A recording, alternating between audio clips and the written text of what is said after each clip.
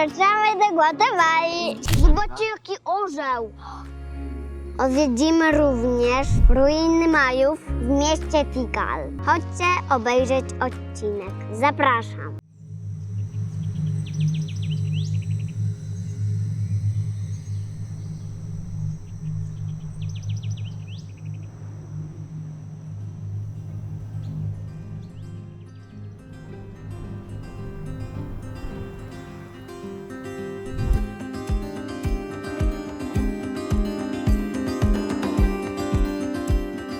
Wyruszamy właśnie z naszego kempingu do stanowiska archeologicznego miasta Majów. Tikal, największe stanowisko archeologiczne w tej części Ameryki Centralnej. Będziemy je zwiedzać dzisiaj wraz z przewodnikiem. Nasz przewodnik nazywa się Elmer Guide. From Guatemala, Tikal. Tikal is the biggest Mayan city in the world or in Central America? In Mesoamerica. Mesoamerica. Mesoamerica. Chciałam tylko powiedzieć, że ponownie spotkał nas deszcz, mamy porę suchą. Coś tutaj się szalonego dzieje w tym sezonie, bo w Cancun padało cały czas, w Meksyku padało, później w Belize padało, teraz pada. Coś chyba nie mamy szczęścia do tej pogody. Styczeń to jest tu już pora sucha w Ameryce Centralnej, a tutaj ciągle spotykamy deszcz. Na terenie parku zabronione jest noszenie plastikowych butelek, jedzenia. Przewodnik nas poinformował, że możemy zabrać się takim lokalnym autobusikiem. Rozważamy tę opcję, bo niestety zaczyna coraz bardziej padać. Także chyba się skusimy. Ale dzięki Na to. temu, że jest wcześnie rano, plus pada deszcz, być może będziemy sami. Liczysz na to? Nasz przewodnik tutaj wszystkich zna. Chyba próbuje nas na każdym kroku na coś namówić. Właśnie się dowiedzieliśmy od naszego przewodnika, że jesteśmy na terenie rezerwatu biosfery, który nazywa się Świat Majów, Mundo Maya, który jest drugą największą dżunglą na świecie po Amazonii w Brazylii. A po terenie stanowisk archeologicznych Majów poruszamy się ścieżkami, które są schowane za drzewami, a same place, na których znajdują się świątynie, są wykarczowane przez Majów, tak żeby zachować fajną... Guatemala, amigos. Wow! It's called ceiba. They This- have around 100 years. They declared national tree 8 of May 1955 by Ulises Rojas. It's a botanical guatemalteco Ulises Rojas. What is this grass? Oh, Growing it's on not the- grass. They have epiphyte plant. It's a kind of aero plant. They live over to the branches. Okay. We call it epiphyte plant. How old is this tree? Around 100 years. In Yucatec word, means chewing gum, chicle.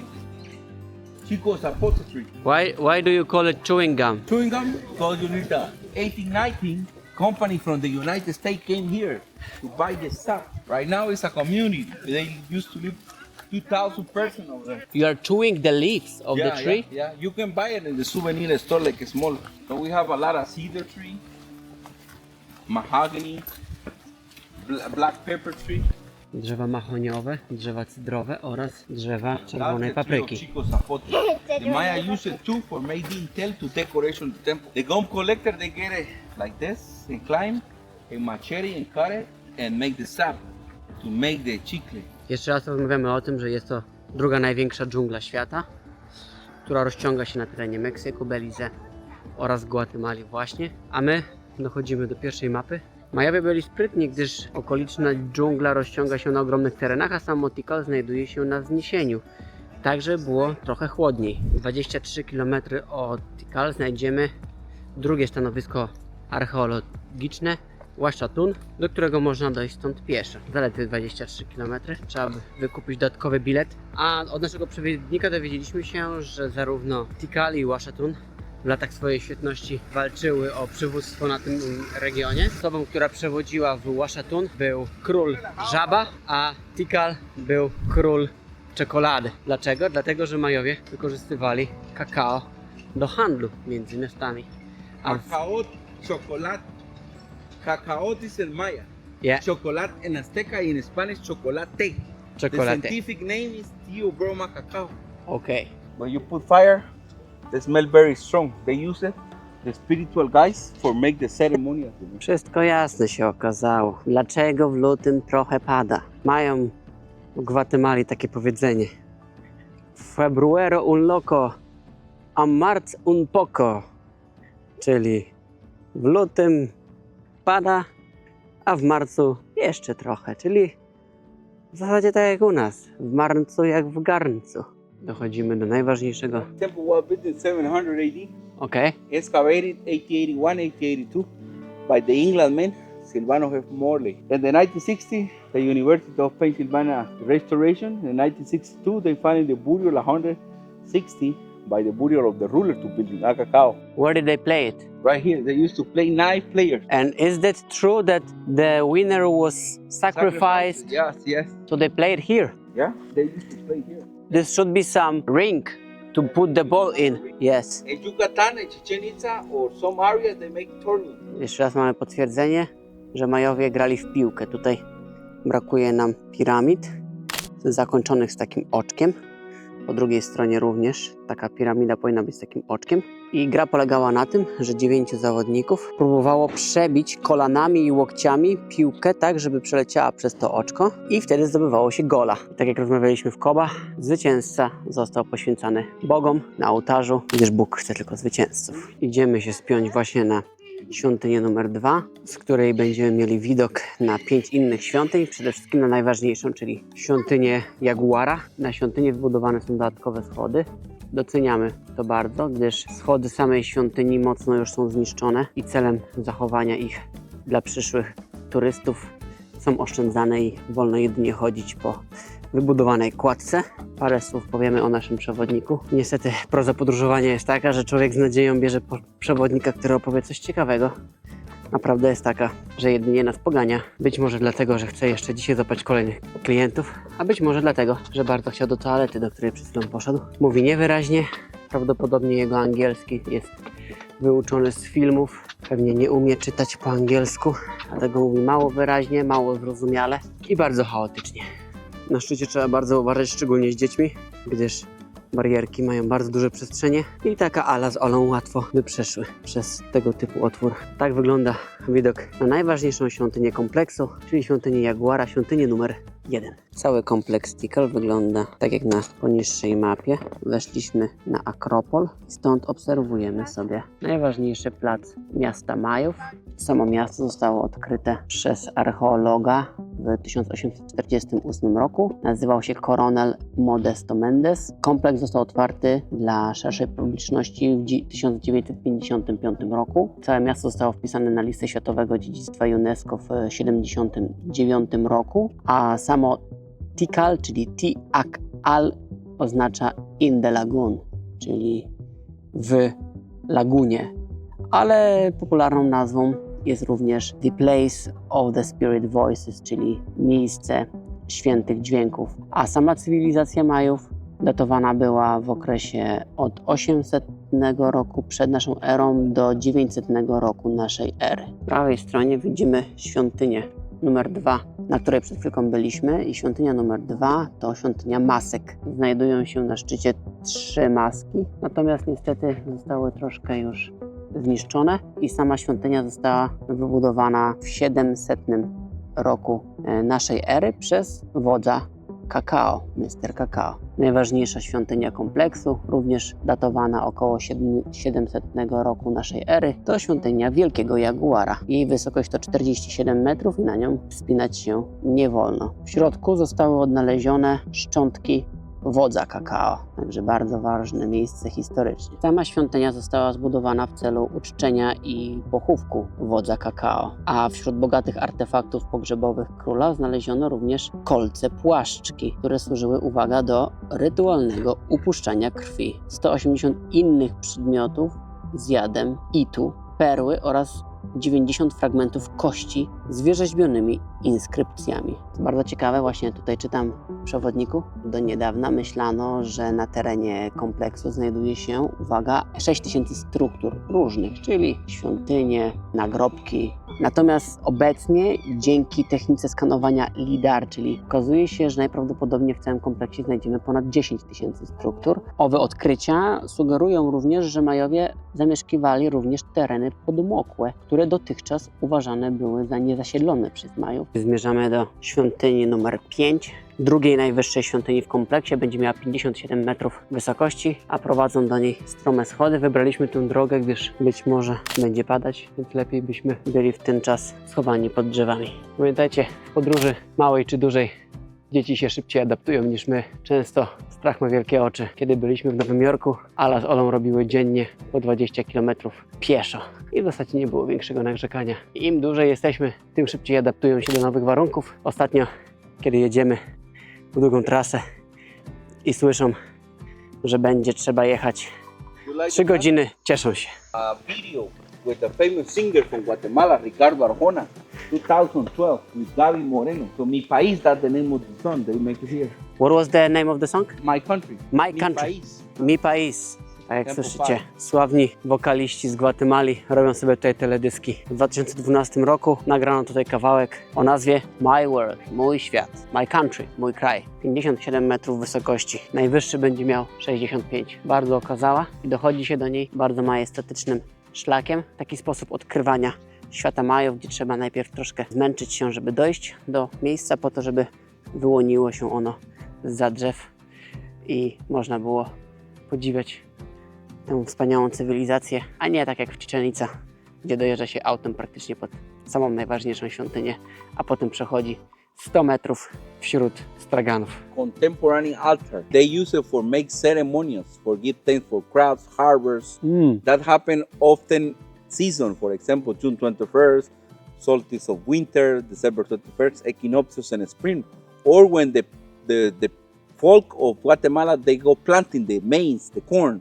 Okay. So they used to make some like thanks for the ceremonials. And the ceremony is organized by whom? It's organized for a big group of the community. From the Maya Quiches, Maya Cachiquel, Sutuila, indigenous people. Okay. Aha.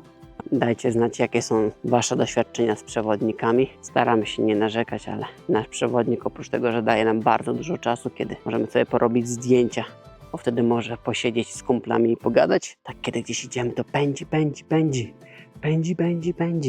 Chodźcie, tu już idziemy, tutaj w tym kierunku, chodźcie tutaj. Ta piramida ma 57 metrów, wow. I co dalej?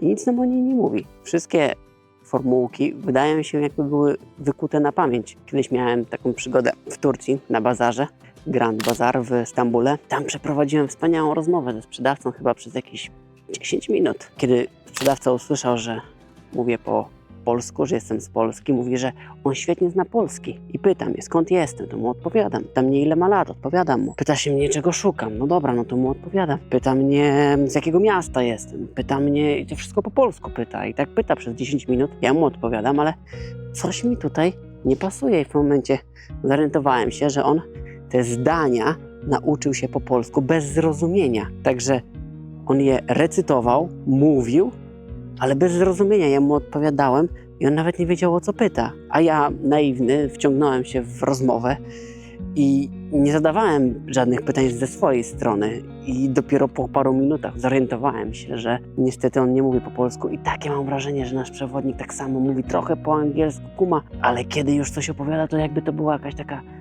angielska recytacja. Lubimy być samodzielni, a dzisiaj czujemy pewne skrępowanie.